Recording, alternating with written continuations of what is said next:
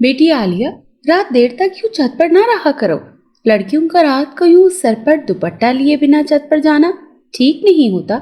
आलिया के अब्बू उसे समझाते हुए बोले, लेकिन उनकी ये बात उसे कहाँ समझ आने वाली थी। वो कभी अपने बाप की नहीं सुनती थी। उसके पास दुनिया में वाहिद एक रिश्ता बाकी बचा था, लेकिन उसे अपने बाप की कदर न थी। वो अपने बाप के सो जाने के बाद दोबारा छत पर टहलने लगती। उसे बाल खोल कर छत पर आना बहुत अच्छा लगता था। वो यूं ही एक रात छत पर घूम रही थी कि उसे लगा जैसे कोई उसके पीछे आकर खड़ा हुआ है।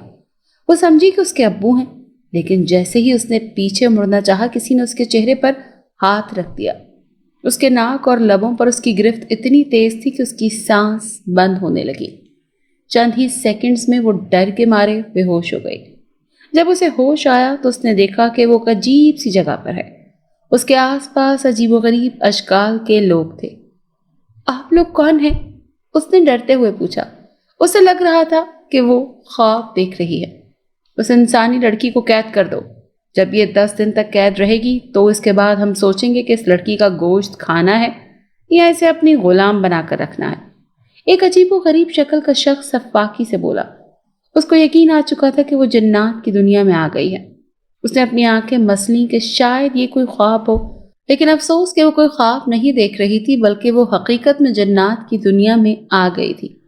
उसने वहां से उठकर भागना चाहा, लेकिन जिन्नात ने उसे कैद कर लिया। उसकी आंखों से आंसू बहने लगे। इन जिन्नात ने उसे पकड़ लिया था और जबरदस्ती अपना कैदी बना लिया था। वो रो रही थी, आंसू बहा रही थी। कोई उसकी पुकार नहीं सुन रहा था। अब उसे याद आ रहा था कि उसके अब्बू उसे ठीक समझाते थे, लेकिन वो ही नाफरमान थी और अपने अब्बू की बात नहीं मानती थी। वो इस वक्त जिंदान में थी और इसी जिंदान की रखवाली जन्नात कर रहे थे। एक जिद्दादा आलिया को रहम भरी निगाह से देखता। उसे आलिया पर तरस आ रहा था। एक दिन उसका भाई, जिसने आलिया को कैद किया था, दूसरे कबीले में किसी काम से चला गया। जिनजादे को आलिया से बात करने का मौका मिल गया। वो छुप कर जिंदा में दाखिल हुआ और कहने लगा, मैं इस जिनजादे का भाई हूं जिसने तुम्हें यहाँ कैद किया है। मुझे यहाँ से आजाद करा दो। तुम जो कहोगे मैं वो करूंगी। आलिया ने उसके आगे हाथ जोड़ते हुए कहा। जिनजादे ने कहा, मैं तुम्हें यहाँ से आजाद करा दूंगा, लेकिन मेरी एक शर्त होगी। ये सुनकर आलिया बोली, मुझे तुम्हारी हर शर्त मंजूर है। जिनजादा उसके कान के करीब आया और उसे हिदायत देने लगा। आलिया उसका काम करने के लिए तैयार हो गई थी। जिनजादे ने उसे आजाद कर दिया और एक ऐसा सफूफ खिला दिया जिससे वो किसी को उसके अलावा नजर नहीं आ सकती थी। आलिया जिनजादे के भाई के महल में आ गई। वहां एक खुफिया जगह एक लड़की कैद थी जो रो रही थी। आलिया ने उसकी रस्सियों को खोला और उसे आजाद कर दिया। वो लड़की उस जिनजादे की महबूबा थी। जैसे ही आलिया ने उसे देखा तो उसके पैरों तले से जमीन निकल गई। सारा, तुम? वो हैरत ज़दा रह गई। सामने उसकी सगी बहन खड़ी थी। सारा कुछ साल पहले उनसे जुदा हो गई थी। वो और उसके अब्बू समझ रहे थे कि सारा घर से भाग गई है, लेकिन हकीकत तो कुछ और थी। सारा आलिया के गले से लग गई।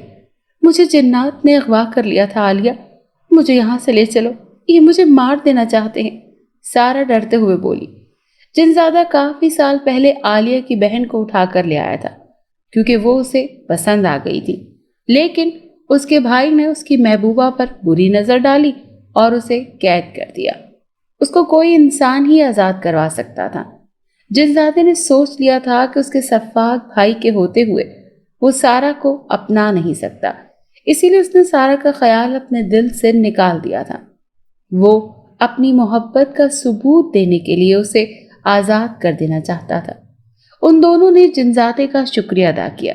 जिनजादे ने उन दोनों को एक और सफूफ दिया और कहा, इसे खाकर आप दोनों दोबारा मेरे सफाक भाई के हाथ नहीं चढ़ सकेंगी। सारा, आपको मेरी वजह से जितनी परेशानी हुई, मुझे माफ कीजिएगा। कुछ बातों के बाद जिनजादा उन्हें वापस दुनिया में छोड़ आया। अभी इंसानी दुनिया का वक्त सुस्त चल रहा था। आलिया के अब्बू को इतना भी मालूम नहीं हुआ था कि आलिया गुमशुदा हो गई है। जब उन्होंने आलिया और सारा को एक साथ देखा تو انہیں اپنی آنکھوں پر یقین نہیں آیا۔